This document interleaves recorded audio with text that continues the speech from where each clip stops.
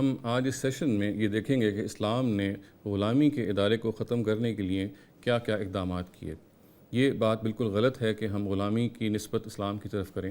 دراصل صورتحال یہ تھی کہ قرآن مجید کے نزول کے زمانے میں غلامی کا جو انسٹیٹیوشن ہے وہ عربیہ میں یا عرب کی سرزمین میں پہلے ہی سے موجود تھا، گویا کہ وہ اسلام کو ورثے میں ملا تھا۔ اور چونکہ اس زمانے میں جو غلام اور خواہ وہ لونڈیاں تھیں یا غلام تھے، وہ ہر گھر کا ایک بالکل انٹیگرل حصہ تھے اور وہ اس سماج کی ضرورت بھی تھے، معاشی ضرورت بھی تھے اور سماجی ضرورت بھی تھے۔ تو اسلام نے ایک بالکل گریجول پروسیس، ایک تدریج اختیار کی اس انسٹیٹیوشن کو ختم کرنے میں، اور اس سلسلے میں مختلف اقدامات کیے۔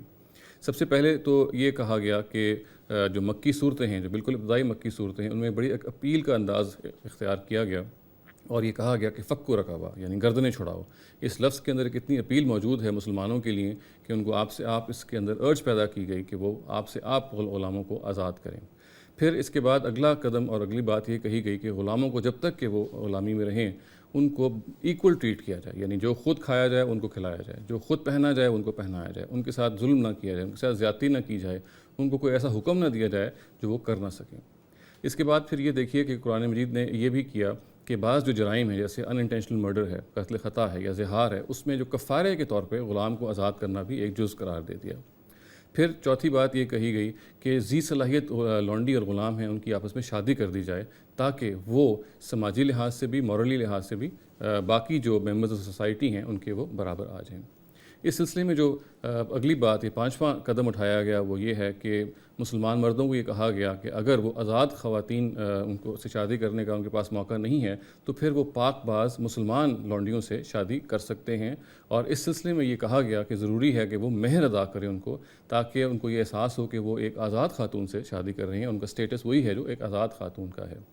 پھر چھٹا قدم جو اٹھایا گیا وہ یہ کہ جو پبلک ٹریجری ہے، ابھی کہہ لیں زکوٰۃ کی جو مد ہے، اس میں غلامی کے آزادی کا، یعنی فر رقاب کے نام سے باقاعدہ مد رکھتی گئی کہ غلاموں کو اس رقم سے آزاد کرایا جائے گا۔ اس سلسلے میں جو ساتویں بات فرمائی گئی وہ یہ ہے کہ بدکاری جو ہے اس کو بالکل پروہیبٹ کر دیا گیا، بدکاری کو ختم کر دیا گیا۔ یہ معلوم ہے کہ اس زمانے میں اصل میں لونڈیاں ہی تھیں جو کہ پروسٹیٹیوشن کے ذریعے سے چکلے چلاتی تھیں، ان کے جو ماسٹرز تھے، ان کے جو مالک تھے، ان سے چلواتے تھے، یہ کام کرتے تھے۔ چنانچہ فورنیکیشن کو، ایڈلٹری کو یا زنا کو بالکل آؤٹ لا قرار دے دیا گیا تاکہ یہ پریکٹس ختم ہو سکے۔